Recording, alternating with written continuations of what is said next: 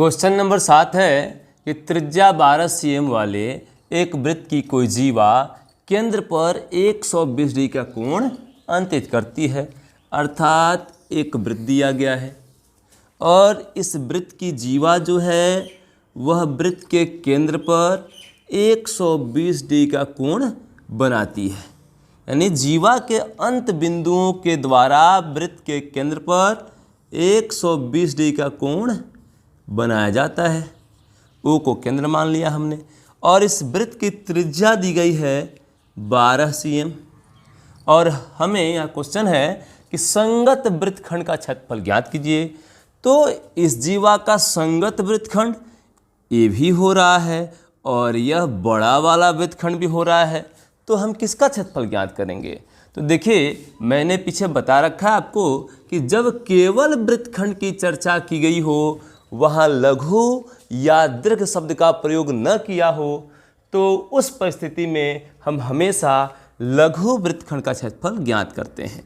अर्थात हमसे केवल वृत्तखंड का क्षेत्रफल ज्ञात करने को कहा जाए और वहाँ पे लघु वृत्तखंड या दीर्घ वृत्तखंड शब्द का प्रयोग न किया गया हो, तो हम वहाँ पे लघु वृत्तखंड का क्षेत्रफल ज्ञात करते हैं। तो इस प्रश्न का हल हम लोग दो प्रकार से करेंगे, दो विधियों से इसे हल करेंगे। एक सूत्र के आधार पर और दूसरा त्रिज्यखंड के क्षेत्रफल में से इस त्रिभुज के क्षेत्रफल को घटा करके। आइए पहले जो वृत्तखंड का सूत्र मैं बता रखा हूँ उस सूत्र के आधार पर पहले हम लोग इसका क्षेत्रफल ज्ञात करते हैं और उसके बाद तब हम इस त्रिज्यखंड के क्षेत्रफल में से इस त्रिभुज के क्षेत्रफल को घटा करके और तब इस वृत्तखंड का क्षेत्रफल हम लोग ज्ञात करेंगे। आइए हल करते हैं इसे हम लोग। दिया है कि r बराबर यानी r त्रिज्या कितनी दी गई है, तो 12 cm है, तथा थीटा बराबर थीटा यानी केंद्र पर अंतित कोण, यानी इस जीवा के द्वारा केंद्र पर अंतित कोण 120 डिग्री है। इसलिए संगत वृत्तखंड का क्षेत्रफल बराबर थीटा बटा 360 पाई r square minus 1/2 r square sine theta. तो यहाँ पे हम लोग थीटा का मान जो है 120 है, 120/360 और पाई का मान इसमें दे रखा है कि पाई का मान हमें 3.14 लेना है, तो हम यहाँ पे 3.14 लिख देंगे और गुने r स्क्वायर यानी 12 का स्क्वायर करना होगा, त्रिज्या का स्क्वायर करना होगा, तो 12 गुने 12 लिख देते हैं इसे, माइनस 1/2 r स्क्वायर यानी 12 गुने 12 गुने साइन थीटा, थीटा का मान 120 डिग्री है, तो साइन 120 डिग्री हम लोग यहाँ लिख सकते हैं। या इसे हटाइए सीधे हम साइन 120 डिग्री का मान लिख देते हैं यहाँ, तो साइन 120 डिग्री का मान √3/2 होता है। इसे मैं पहले बता रखा हूँ कि साइन 120 डिग्री का मान कैसे √3/2 होता है। वैसे इस क्लास में इसे पढ़ना नहीं है, 11th में पढ़ना है, लेकिन फिर भी मैं इसको समझा रखा हूँ कैसे कैसे यह √3/2 होता है। आप लोग पीछे के वीडियो से देख करके इसको समझ सकते हैं। आइए इसे हल करते हैं। अब 0 से 0 कैंसिल हो गया, 12 3 36 और फिर 3 से 12 को काट देते हैं, 3 चौका 12 और फिर इसमें 2 से 12 काट देते हैं, 2 छक 12, फिर 2 से 6 काट देते हैं, 2 3 6 और इसे गुना कर लेते हैं हम लोग। तो हो जाएगा कितना, बराबर 12 चौका 48, तो 48 से 3.14 से गुना करेंगे हम लोग, तो ये हो जाएगा 150.72 और फिर माइनस 12 3 36, 36 का गुना हम लोग √3 से करेंगे, तो 36 गुना √3 का मान यहाँ दिया गया है 1.73। अब हम लोग क्या करेंगे, 150 में से इसके गुणनफल को घटा लेंगे, तो 150.72 माइनस, अब 36 से गुना इसमें कर लेंगे हम लोग, तो 36 से जब हम गुना करेंगे 173 में, तो यह हो जाएगा 62.28। अब हम लोग 150.72 में से 62.28 को घटा देंगे, वही हमारा आंसर हो जाएगा। तो 12 में से 8 गया 4, 6 में से 2 गया 4.8 अब यहाँ 10 में से 2 गया 8 और फिर 14 में से 6 गया 8, तो 88.44 cm² जो है सो इस वृत्तखंड का क्षेत्रफल हो गया। अब आइए, अब हम लोग इसे त्रिभुज का क्षेत्रफल ज्ञात करके और फिर त्रिज्यखंड के क्षेत्रफल में से उस त्रिभुज के क्षेत्रफल को घटा करके और इस वृत्तखंड का क्षेत्रफल ज्ञात करते हैं दूसरे विधि से। आइए देखते हैं। अब हम लोग इसे दूसरे विधि से हल करते हैं। यहाँ पे जीवा को हम लोग AB मान लेते हैं और इस चाप पर एक बिंदु C ले लेते हैं। आइए अब इसे हल करते हैं। दिया है कि R बराबर 12 cm तथा थीटा बराबर 120 डिग्री। देखिए यहाँ ऐसे हल करने के लिए सबसे पहला काम क्या करेंगे, हम यहाँ से एक लंब डाल देंगे। एक लंब यहाँ से हम लोग इस पे डाल देंगे, इसको D मान लेते हैं। तो OD जो हो गया सो यहाँ का शीर्ष लंब हो गया। अब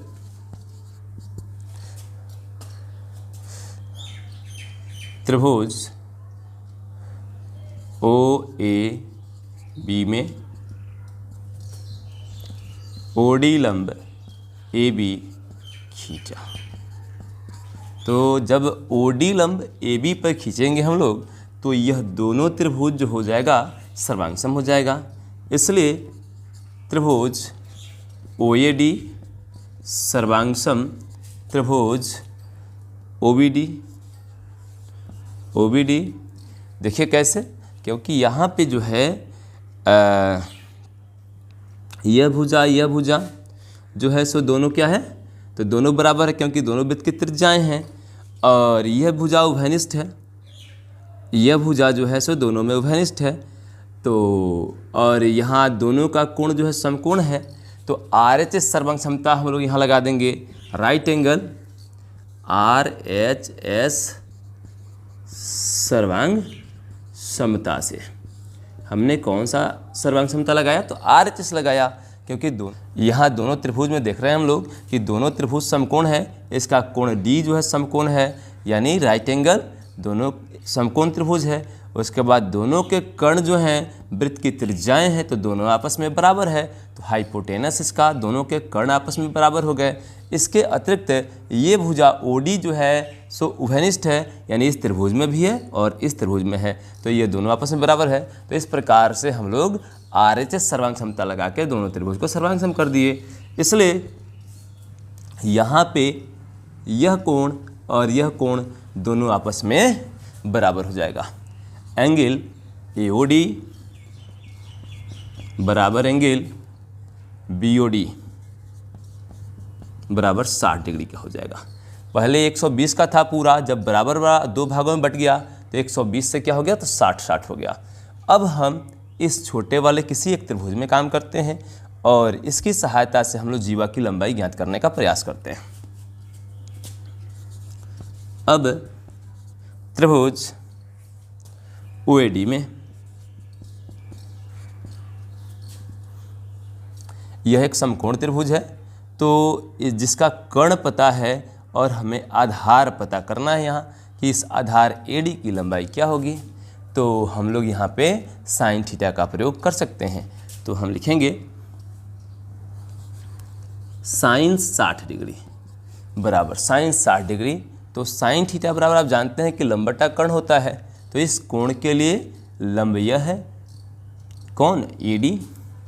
तो AD को हम लंब ले लेते हैं और कर्ण इसका हो गया OA। तो साइन 60 डिग्री का मान जो होता है √3/2 होता है और AD का मान नहीं पता है, हमें निकालना है, तो AD ऐसे ही रहने देंगे। और OA का मान हमें पता है 12 है, तो इस 12 को हम इधर भेज देंगे। इसलिए AD बराबर क्या हो जाएगा, 12 आके इधर गुना हो जाएगा, यानी √3/2 गुने 12, 2 छक 12 अर्थात 6√3 cm हो गया। यानी AD की लंबाई 6√3 cm हो गई। और आप लोग पहले से जानते हैं कि किसी वृत्त के केंद्र से जीवा पर डाला गया लंब जीवा को समद्विभाजित करता है। तो हम AD निकाल लिए, तो AB जो है AD के दुगुना होगा, या अभी ही हम लोग देखे थे इन दोनों त्रिभुजों को सर्वांग सम सिद्ध किए हुए हैं। तो CPCT की सहायता से यानी दो सर्वांग सम त्रिभुजों के सभी संगत भाग आपस में बराबर होते हैं, उस आधार पे हम लोग इस भुजा को इस भुजा के बराबर कर सकते हैं, अर्थात AB जो है सो AD के दुगुना है। इसलिए AB बराबर 2 गुने AD, यानी AD का 2 गुना कर देंगे हम तो हमें AB निकल जाएगा। तो 2 गुने 6√3 यानी 12√3 cm हो गया। तो इस प्रकार से हम लोग इस जीवा की लंबाई ज्ञात कर चुके हैं। अब आइए इसी के सहायता से हम लोग यहाँ पे OD की लंबाई अर्थात इस त्रिभुज के शीर्ष लंब को ज्ञात करते हैं। अब त्रिभुज OAD में आप लोग देख रहे हैं कि OAD जो है यह एक समकोण त्रिभुज है। OAD जो है एक समकोण त्रिभुज है जिसकी दो भुजाएं हमें पता है, एक इसका कर्ण जानते हैं 12 cm, दूसरा ये भुजा AD पता किए हैं कि AD जो है सो कितना है 6√3 cm है। अब हमें OD ज्ञात करना है तो OD बराबर क्या हो जाएगा, OD बराबर रूट अंडर, आप जानते हैं कि जब छोटी भुजा में से एक भुजा ज्ञात करनी हो तो रूट अंडर सबसे बड़ी भुजा का वर्ग अर्थात कर्ण का वर्ग माइनस आधार का वर्ग या लंब का वर्ग होता है। तो इस प्रकार से OD बराबर हो जाएगा root under OA square minus AD square.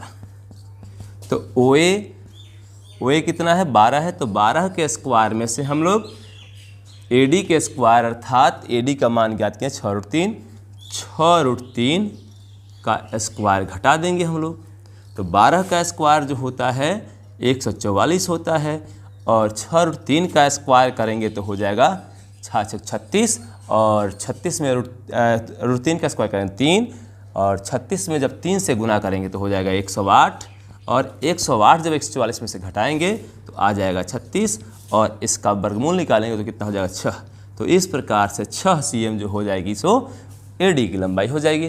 तो हम लोग इस त्रिभुज के शीर्ष लंब को ज्ञात कर चुके हैं, इसका आधार भी निकाल चुके हैं। अब आसानी से हम लोग त्रिज्यखंड के क्षेत्रफल में से इस त्रिभुज का क्षेत्रफल घटा करके और इस वृत्तखंड का क्षेत्रफल ज्ञात कर सकते हैं। इसलिए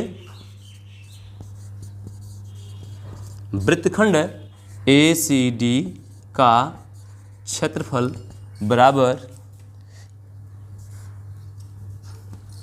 θ/360 पाई r स्क्वायर माइनस त्रिभुज OAB का क्षेत्रफल,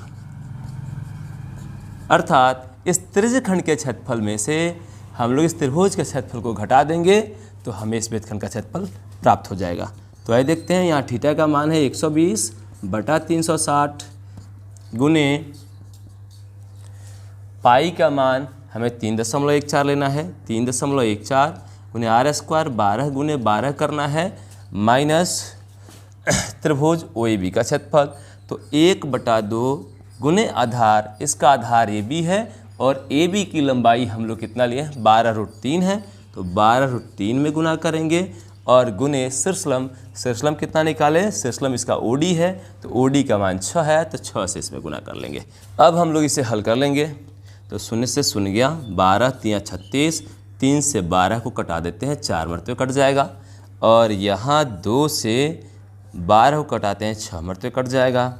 तो गुना करते हैं हम लोग इसको, 12 चौका 48 और 48 में 3.14 से गुना करेंगे तो 150.72 आएगा और इसमें से घटाएंगे 36, 36√3 को घटाएंगे तो 36 और √3 का मान जो है सो 1.73 दिया गया है, तो हमें 1.73 यहाँ लेना है। तो अब 36 का गुना 173 से कर देंगे तो 150.72 में से घटेगा 62.28 और घटाने के बाद हमें प्राप्त होगा 88.44 cm स्क्वायर। तो इस प्रकार से हम लोग इस वृत्तखंड का क्षेत्रफल ज्ञात कर चुके हैं। यह 88.44 cm स्क्वायर इस वृत्तखंड का क्षेत्रफल है और यही हमारा क्या हो जाएगा, यही हमारा आंसर हो जाएगा। इस प्रकार से क्वेश्चन नंबर 7 हम लोग बना चुके हैं।